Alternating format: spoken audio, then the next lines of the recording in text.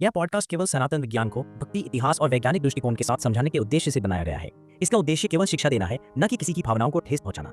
यदि आप इसे सुनकर अपने मन में कोई अलग या विपरीत धारणा बनाने वाले हैं, तो कृपया इसे ना सुनें। बिग बैंग, वो अद्भुत क्षण जब एक अनंत सूक्ष्म बिंदु यानी सिंगुलैरिटी से पूरा ब्रह्मांड फैलना शुरू हुआ। विज्ञान कहता है उस समय ऊर्जा इतनी प्रचंड थी कि समय, स्थान, कण, बल और प्रकृति के सारे नियम सब एक साथ जन्मे। लेकिन सनातन दृष्टि बताती है इस मूल अवस्था के पीछे केवल निर्जीव ऊर्जा नहीं बल्कि जागृत चेतना थी। अनंत, अजर, अमर, सर्वव्यापक आदि शक्ति स्वयं माँ जगदम्बा। विज्ञान इसे प्रीमोर्डियल फील्ड या कॉस्मिक एनर्जी कहता है और सनातन इसे जीवंत, संवेदनशील, सृजनशील शक्ति यानी स्वयं माँ जगदम्बा के रूप में पहचानता और उनकी पूजा करता है। असल में दोनों एक ही सत्य की ओर संकेत करते हैं।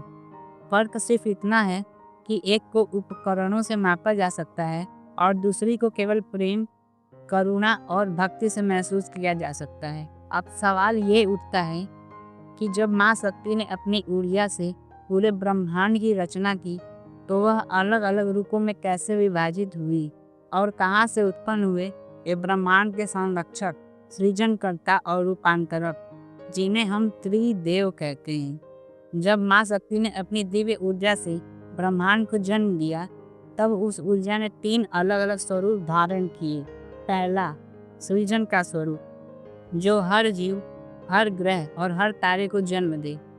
दूसरा, पालन का स्वरूप जो इस सृष्टि के संतुलन और व्यवस्था को बनाए रखे। और तीसरा, संहार का स्वरूप जो समय आने पर ब्रह्मांड को पुनः उसी दिव्यता में विलीन कर दे। यही 3 स्वरूप आगे चलकर ब्रह्मा, विष्णु और महेश के रूप में प्रकट हुए। सृष्टि के निर्माता, पालनकर्ता और रूपांतरक। अगर विज्ञान की नज़र से देखें तो ये वही 3 कॉस्मिक प्रोसेसेस हैं जो ब्रह्मांड में निरंतर चल रही हैं और त्रिदेव के कार्य उनसे अद्भुत रूप से मेल खाते हैं।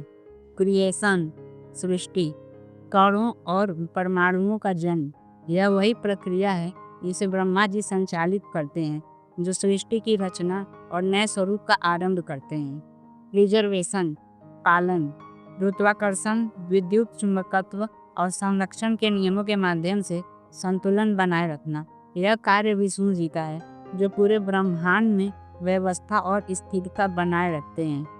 ट्रांसफॉर्मेशन, संहार, सुपरनोवा, ब्लैक होल और कॉस्मिक रिसाइकलिंग जैसी घटनाओं द्वारा पुराने ढांचे को समाप्त कर नए के लिए स्थान बनाना, यह भूमिका महादेव यानी शिव जी निभाते हैं। इसका अर्थ यह नहीं है कि वे हर जगह जाकर संहार करते हैं। इसके लिए तो उनका तांडव नीति पर्याप्त है जो ब्रह्मांड में ब्लैक होल, सुपरनोवा और ऊर्जा पुनर्चक्रण जैसी घटनाओं के रूप में प्रकट होता है। लेकिन यह केवल विनाश नहीं बल्कि पुनः सृजन की प्रक्रिया है। इसलिए त्रिदेव केवल धार्मिक पात्र नहीं बल्कि ब्रह्मांड के मूलभूत सिद्धांतों के प्रतीक हैं। शिव और शक्ति भी वास्तव में अलग नहीं है। शिव शून्यता और स्थिर चेतना का स्वरूप है जबकि शक्ति वही चेतना है जो गति, ऊर्जा और सृजनशीलता के रूप में प्रकट होती हैं, जिन्हें हम पुरुष और प्रकृति के रूप में भी जानते हैं। जैसे विज्ञान में फील्ड और पार्टिकल्स एक दूसरे के बिना अधूरे हैं, वैसे ही शिव और शक्ति भी एक दूसरे के बिना पूर्ण नहीं है।